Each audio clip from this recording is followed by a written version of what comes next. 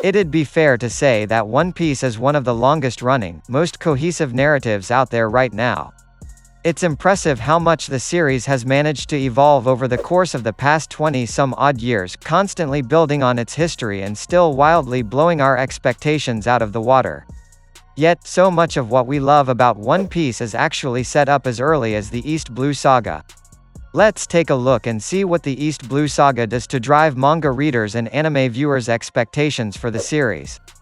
It's as simple as a fairy tale. Bad guy is comically evil and the pure-hearted hero comes in and beats them up. This is One Piece in a nutshell. To achieve this childlike feel, the story perspective never once takes place from Luffy's point of view. He must always be introduced to our new key figure in some bizarre fashion, whether it's bursting out of a barrel the Alvida pirates find drifting at sea, falling out of a bird's mouth because he accidentally got eaten, or bouncing a stray cannonball from his rubber gut into a nearby restaurant. We get an internal dialogue of reactions from other characters, but we only ever see Luffy react. This turns Luffy into a blank slate for the reader to impose a mythic-like quality to his character, as he is the only one without clearly stated motivation. Even in his backstory with Shanks, Shanks is more our focal point than Luffy. Luffy is only there to absorb Shanks' wisdom. He has one goal, to be king of the pirates.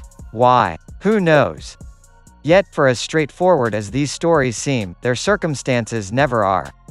There's very little subtlety to the villains of East Blue. They're all self-absorbed, power-obsessed megalomaniacs who love to revel in just how truly evil they are.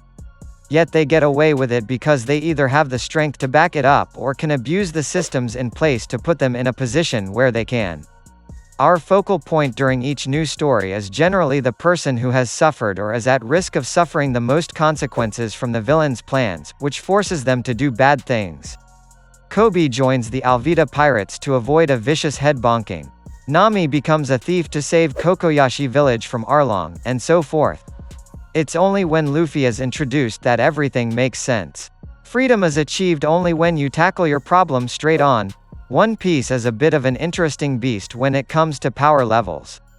At the time of its release, it was actually bucking the trends of the time by shying away from complicated, step-by-step battles that Yu Yu Hakusho and Rurouni Kenshin implemented. Instead, One Piece took a Dragon Ball approach where the battles followed the age-old rule of cool, whatever is the more awesome, impressive-looking attack is the most powerful. This probably seems like an easy cop-out, but this can actually be surprisingly tricky to balance.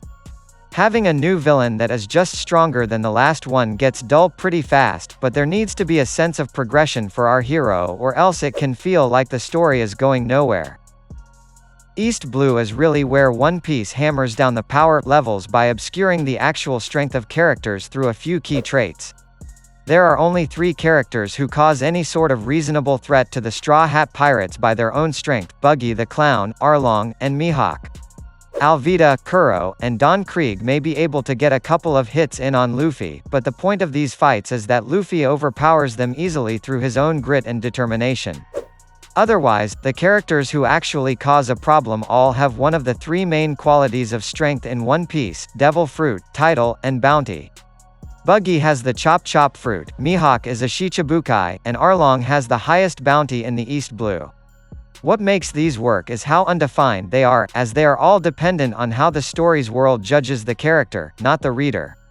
If a character's strength doesn't match up with our expectations, we can blame the world government for setting the character's bounty poorly, or that their devil fruit was a poor match up against another character.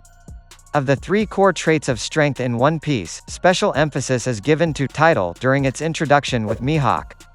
Zoro can't land a single strike going all out against Mihawk, who's just playing with him by wielding a toy dagger. This immense power discrepancy makes Mihawk's title of Shichibukai stand out more in our mind because it's the only time we ever see one of our heroes so handily beaten by someone else. Because of this, we subconsciously ascribe more weight to the title of a character more than their devil fruit or bounty. More than anything else, One Piece is known for its impressive foreshadowing.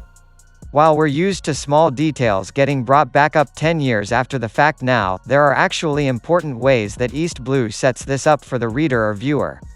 The most notable example of this is actually a major callback that happens during the Captain Kuro story. We see in Kuro's backstory that he hypnotized Captain Morgan into believing that Morgan actually caught Kuro, which is what led to his eventual arrogance.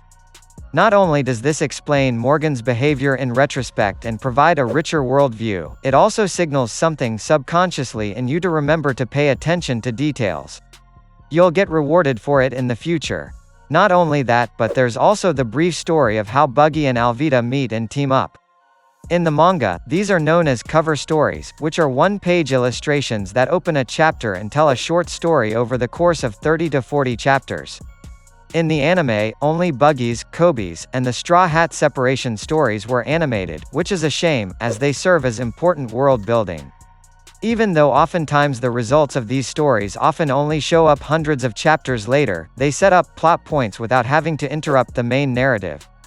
The Buggy and Alvida one is especially important as it's the only one that has a payoff during the same saga it is introduced in. It tells you that it's important to pay attention to these stories too because they're going to come up again. East Blue is important to One Piece for setting up the basic structure of the story, but there's still so much more. Next time, we'll be going over Baroque works and cover how it expands on what was set up during East Blue.